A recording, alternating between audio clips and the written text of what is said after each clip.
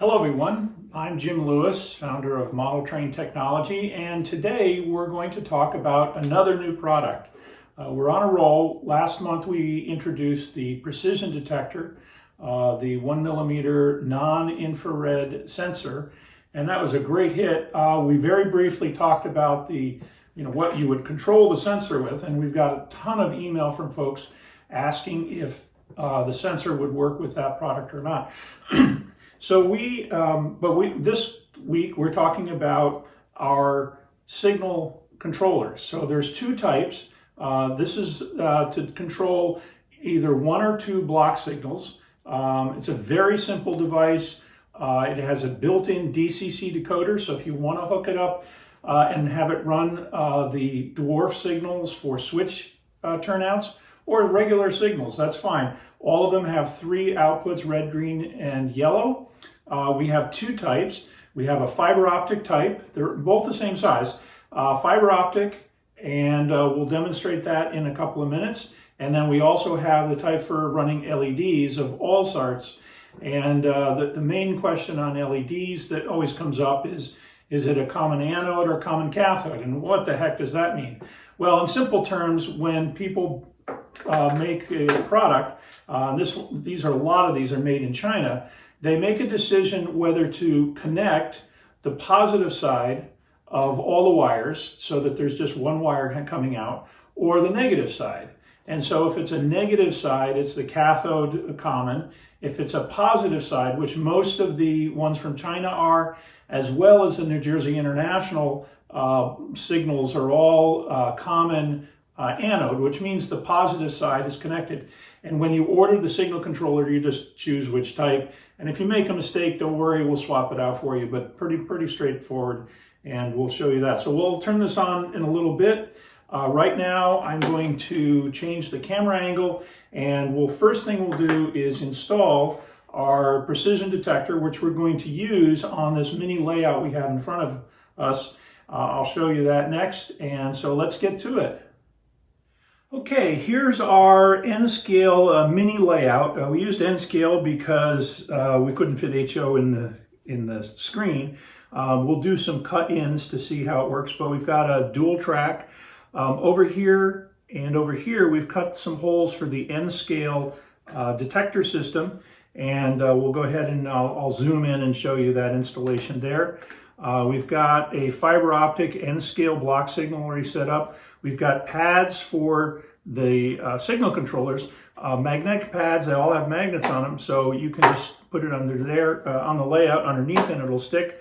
If you have a traveling system like one of the modules, T-Track or something, you're probably going to want to use Velcro or something a little bit more permanent. But on my layout, if I want to disconnect it and move it around and program it or whatever, that's really easy. And so we'll do both the LED type and the fiber optic.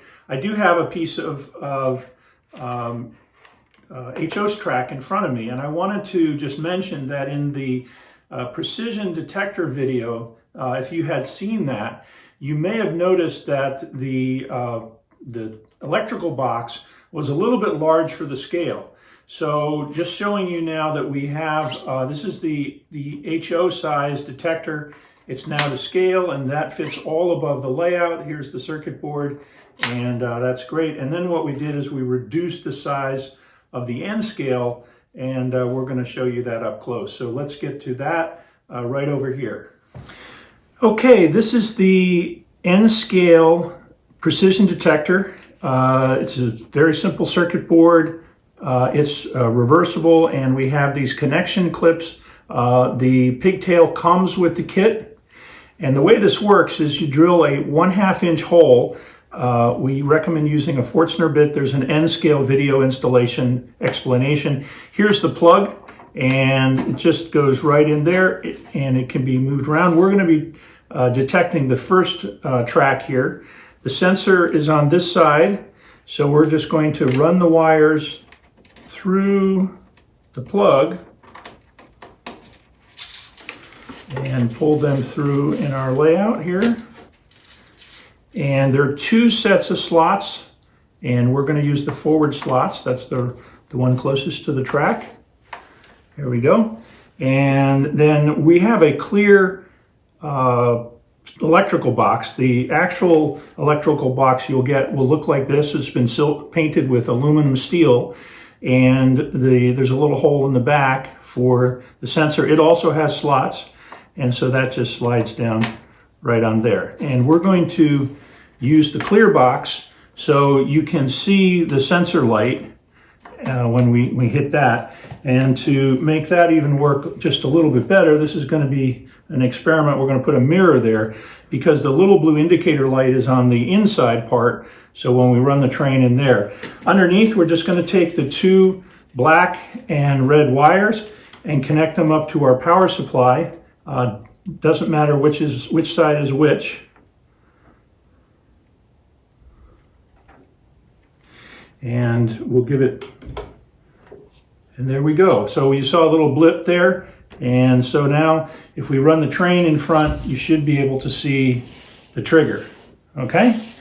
All right, so the next thing we're gonna do, we're gonna cut and change camera angles and show you the signal controller.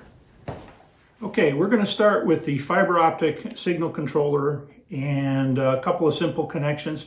There's a JST plug, and we have a JST plug wired just running down through the bottom of the layout, and we're going to plug that in and the blue light goes on. Very simple. There are three connections. There's a ground connection in case you want to use just a simple single pulse, single throw switch. You can drive the controller. There's a latching circuit. We'll get to that in a minute. And then the main detect signal, which is this last one. So all I'm going to do is just stick a wire in there and use the screwdriver, which we've talked about before, that comes with the kit. And I'm going to just tighten that down. And so there's a signal wire coming out of the detector, and there's a signal wire here, and we're going to just connect them up underneath the layout. Okay, so that's pretty simple. I'll pull this back a little bit. And so what we have here are the fiber optic NScale signal right here, and the green light is on. So I'm going to turn this so I can see it, and I'm going to just pick one of the pins and stick it into the hole. And what color do we have? We have yellow. All right, so I'm going to unplug it and move it to the next hole, and I'll take the next fiber and test it with the light. And what color is that? That's the green light, so that one's good. And we guessed right on that one. And the last one is the red. And that is all there is to it to connect up the fiber optic. And you can just push the wires back into the layout, and there you go. All of our block signals have a magnet. And this is, we've talked about this before also. I keep knocking down my NScale signals, and some of them are fragile, or I'll break off the ladder. This just is great and helps me get that working. And so now we'll get the signals connected up, and we'll show you a demonstration of that. So the signal controller has 9 scenarios or aspect simulations built into it, and the way you select them is by pushing this button. So the first one we're going to do is very simple, red and green. So we're going to push this twice, and this little blue light will blink, and the green light will blink twice to tell you that it's in the 2 aspect mode. So we trigger it, and then unoccupied, and after a few seconds it changes to green. It's about 3 seconds. You can change this dial and adjust it all the way up to 30 seconds between each aspect. So as the train goes by and you give it 30 seconds, the train's out of the block, it'll change to yellow, yellow flashing, and so forth. So we just did 2, which are red and green. Let's do 3 aspect. So we push it 3 times, let it go through, reset it. Okay, so we're going to trip it now. It's going to go to red. We'll come out of the detect, and it will go from red to yellow to green. And that could be that was very quick for this demonstration, but you could slow it down quite a bit. All right, that was 3. Let's do 4. 1, 2, 3, 4.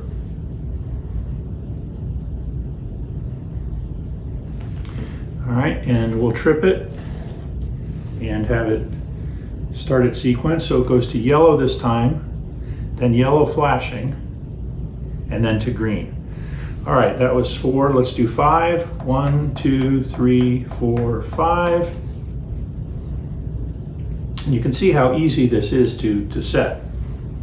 All right, so let's trip it. Goes to red.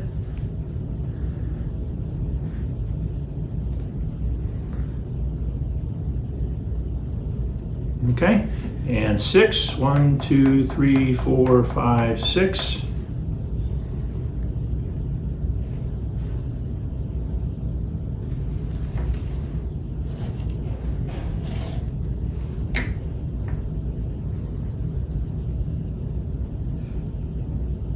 So I have yellow to yellow flashing, then green and green yellow flashing, and then solid. All right, and then 7 is going to be not 7 aspects, but 3, using a fade from red to yellow to green. So 1, 2, 3, 4, 5, 6, 7.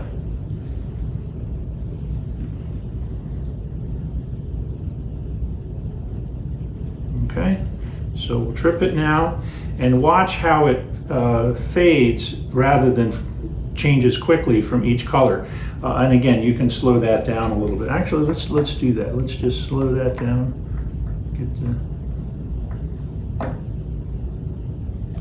Slow it down just a little bit, and we'll trip it.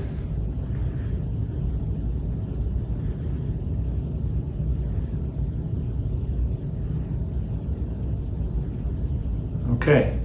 All right, so that's what we have done with the signal controller with fiber optic, and the LED controller works the same way. We're going to show you, I'm going to take another camera angle and show you the HO style fiber optic and the O scale fiber optic, and we'll just hook them up and run it through its paces. Okay.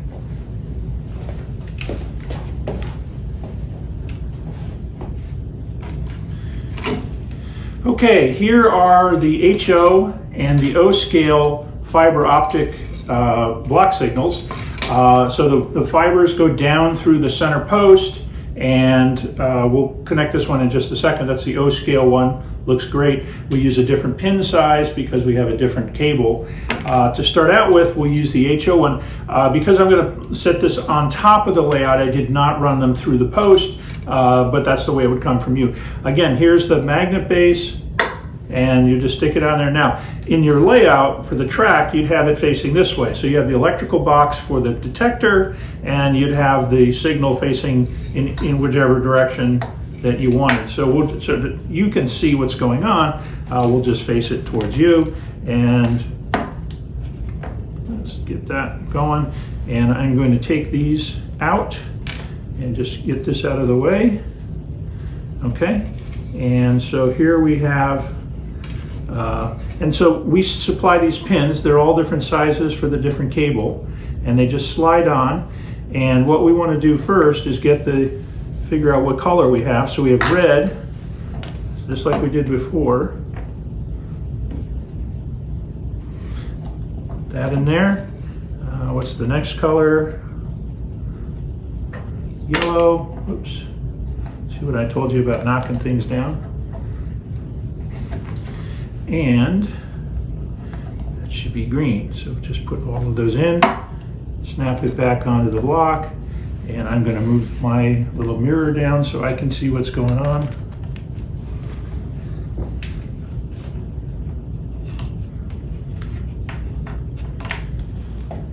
Okay, so same thing as before. Changes from green to red, and then to yellow, and so forth. There we go.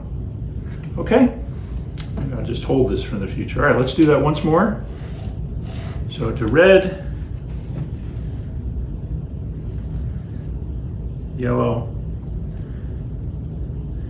and green.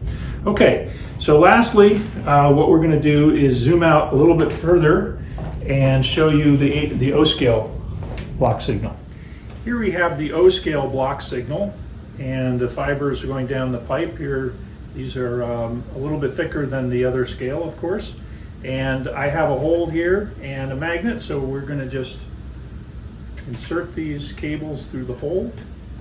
And this is what you would do on your layout. This is probably a 3/16 hole. And just pull them down through. And actually you can push. And of course we have the cool magnet, and it just sits there. And now what we're going to do is connect up, fit the pins and connect it up to our fiber controller. And we'll put the first one in the light and see what color we have. Red, okay? So that will go at the top. The next color is green. Okay, we got that one right. And now we'll put the last color, which will be yellow, in the middle.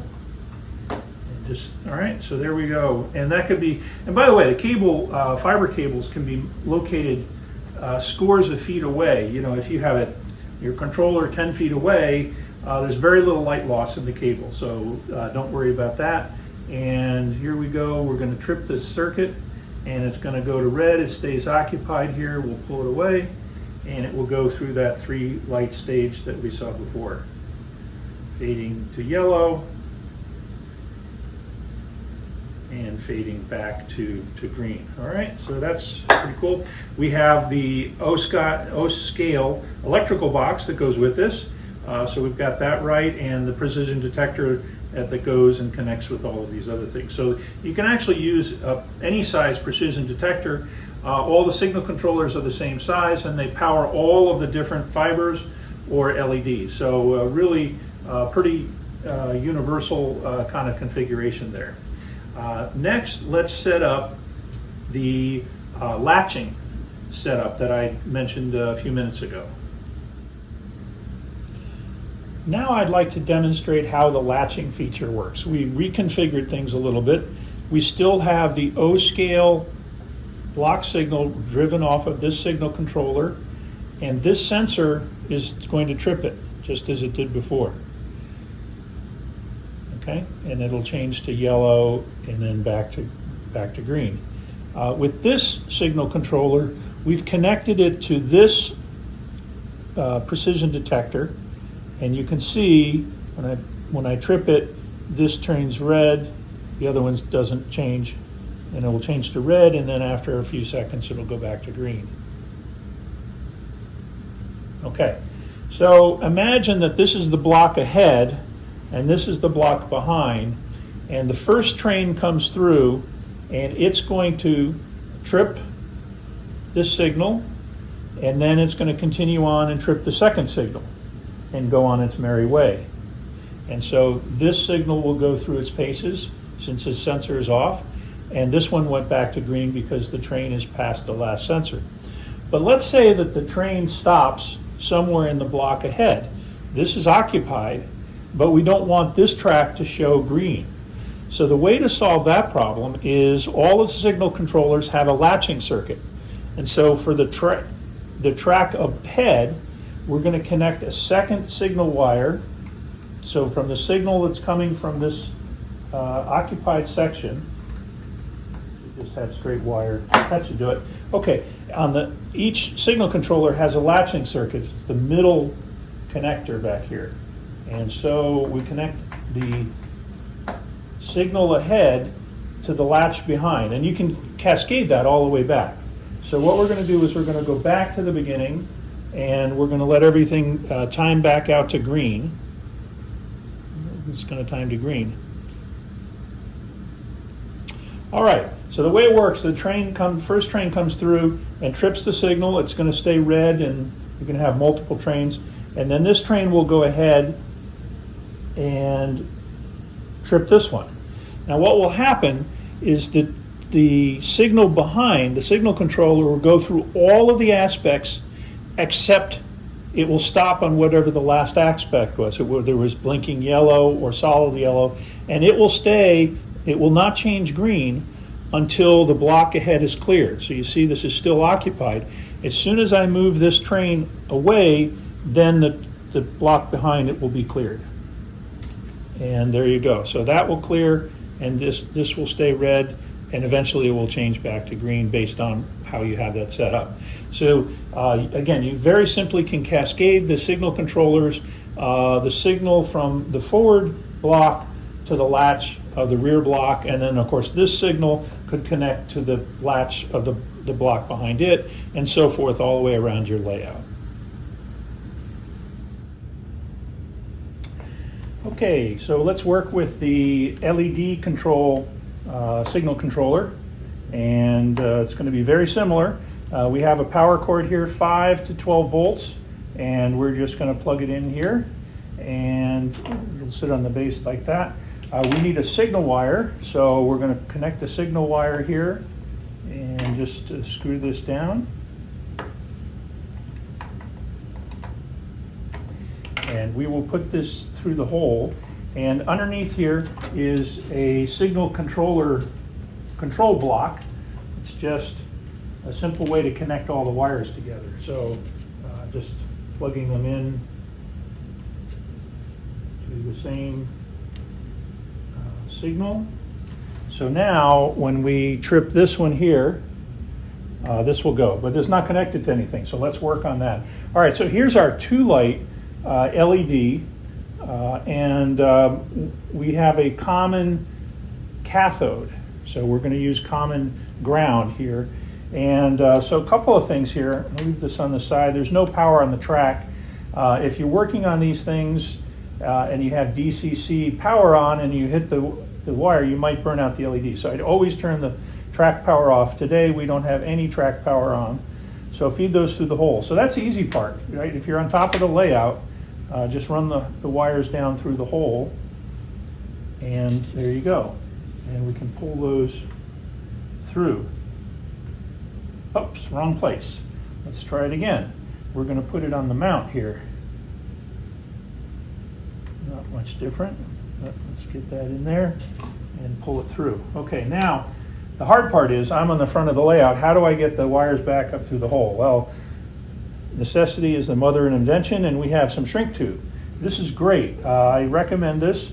You feed this down through the layout, even if you have to go under the layout to do this, and just grab those wires and feed them. I don't know if you can see this. My hand's in the way. Let's do it this way. I'm going to feed this into the end of the wire, and this is fairly small wire. There we go. Got 2 of them in, and let's get that 3rd one in. And there's enough friction. I'm just going to push it down some more.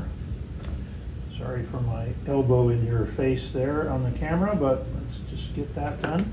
And now just pull the shrink tube up, and voila, there are the wires. So that's a pretty good way to do it. If you never thought about that, more than just so let's just connect the signal wires. The ground wire is this first one.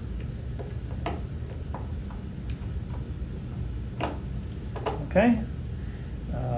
And green is the next one. So now, since the signal controller is on, we've got a green light. That's always good. And we'll connect the red wire up. And we have LED. All right, so let's get this cleaned up here.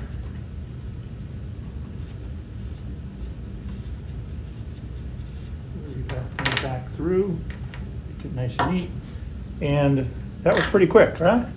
So just, now of course the signal control would be under the layout, so you wouldn't have to do this, but anyway, there you go. Now I'm going to set this signal controller for red and green aspects since we only have 2 lights. So 1, 2, and it'll flash to tell me that we're good to go with that. So now if I go around the other side of the camera here and trip. Okay, so we have red, and then we have unoccupied. I'll probably have the timer up pretty high on this one. That's not too bad.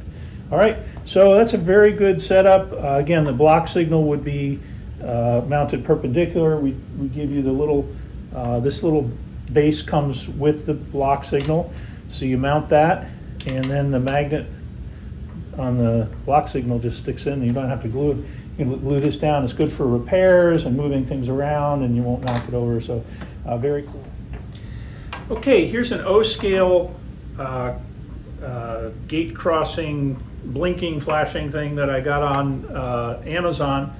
I don't know, it was about 10 bucks or so. It's pretty cheap. It's plastic all the way, but you know, it looks good. It's already wired. It has a resistor on it, and I know from looking at the documentation that this is a common anode type, even though the colors are reversed. So what we're going to do is I'm just going to tape this. I don't have a designated hole in my layout yet, so I'm just going to tape it to the side there. What I did is I connected this to ground. If it's not bright enough, you'll see this looks pretty good. If it's not bright enough, you can remove the resistor. All of our signal controllers have a resistor pack built into them.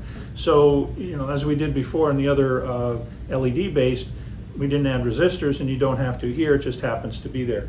All right, so, and all I have to do is give it power. Now this is already set up for the flashing mode.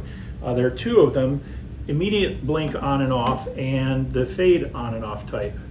So let's just get this going. And there we go. So now we have, and as before, we can adjust the speed. So let's get it going a little faster. Okay. And next month we'll have our sound module with the bell, and so the Precision Detector will trigger the crossing flasher and the sound, and you can have a variety of sounds on it. That'll be pretty cool. All right, so that's a very simple setup. No muss, no fuss. Everything is labeled there. And I'm just going to show you one other type of flashing mode. This is mode 8, and we got to go to mode 9. So I'm going to push this 9 times this time. 1, 2, 3, 4, 5, 6, 7, 8, 9. And actually, let's turn the signal off. Okay, and then let's activate it. Just tighten that down a little bit. So now you can see it's fading from side to side rather than flashing directly, and we can speed it up a little bit. So whichever you choose, and you saw how simple it is to program it, adjust the speed, just give it power, and you're ready to go. All right, so the only thing that I did not show you while we were doing all of this is what's the power source. All right, so you can use any 5 to 12 volt power source, and any way you want to connect it up. We have these JST plugs for power, partly to make sure you don't plug in the wrong wires for the sensors, just making them different. But we're using our power module. This and the wall wart power supply is $19.95. It's very inexpensive. We don't want this to be a big part. If you want to add the magnetic base, that's a few dollars more. Just very simple. It's got all of the things you need, 5 to 12 volts. There are 2 flavors of that. And so that uses the JST plugs, and you've seen me just plug in the power, pretty simple. We also have this type, which is the terminal type, same kind of deal, and that can fit under the layout, and power supply is included with that. So great, I hope you enjoyed that, and if you have any questions, contact us at jim@modeltraintechnology.com or support@modeltraintechnology.com. Thank you.